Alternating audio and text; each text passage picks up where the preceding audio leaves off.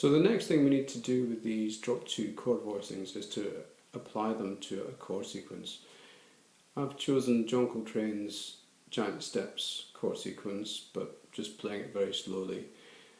The nice thing about this tune is it goes through a limited amount of keys, and it only uses major chords, dominant 7th chords and minor 7th chords, so there's no minor 7th flat 5 chords, so you could use a tune with that as the next level beyond this.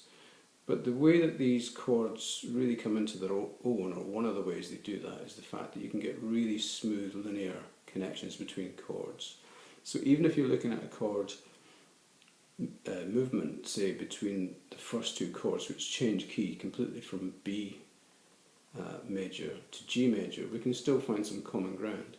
And even if we didn't have common ground, we'd still probably find that we'd be able to move the voices of the individual chords very smoothly, with probably a tone being the biggest movement. So it all keeps it very neat, much more like a piano player might actually do.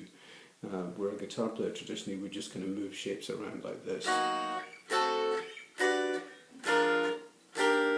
That kind of thing, which works, but if we use the drop 2 voicings exclusively, we can take B major 7th, and then we find out that although it's a change of key completely to G major coming up through the dominant of D7th, the dominant chord D7th, we've still got an F sharp in common.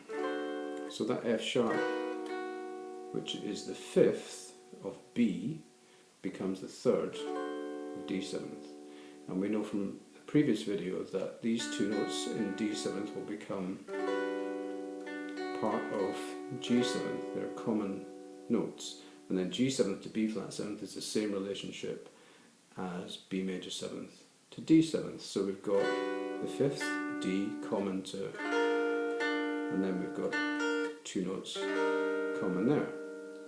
And then even the next chord change, which is one that hasn't happened in the sequence so far, where we go from E flat major 7th and we move by a tritone to A minor 7th, we've still got 1 note in common.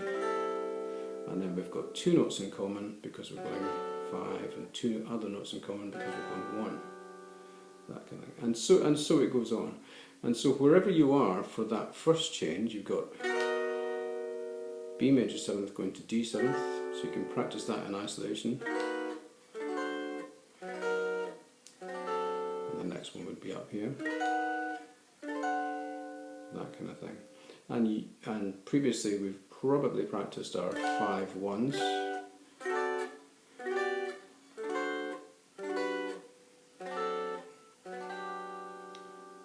And then the chord sequence is going to move by the same movement again, up a minor 3rd to here, but instead of doing that, actually physically moving a minor 3rd, I can do this. And if you look at the G goes up a semitone to A flat, the D stays the same, the B drops to B flat, and the F sharp drops to F. So it's a very smooth linear transition.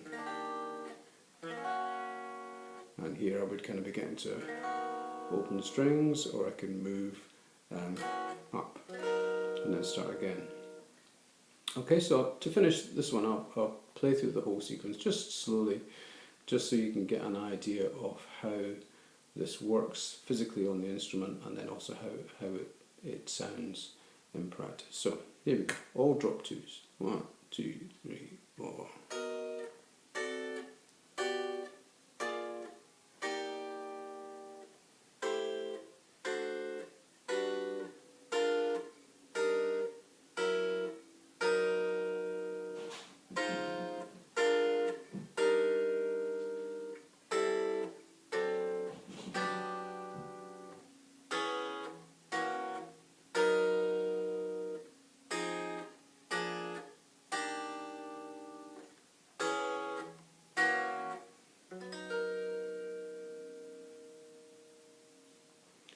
Okay, so the next video we'll be looking at another way of using these drop 2 voicings, which will again open up a whole new level of application, and also a little bit more theory and kind of brain work, but it'll be worth it.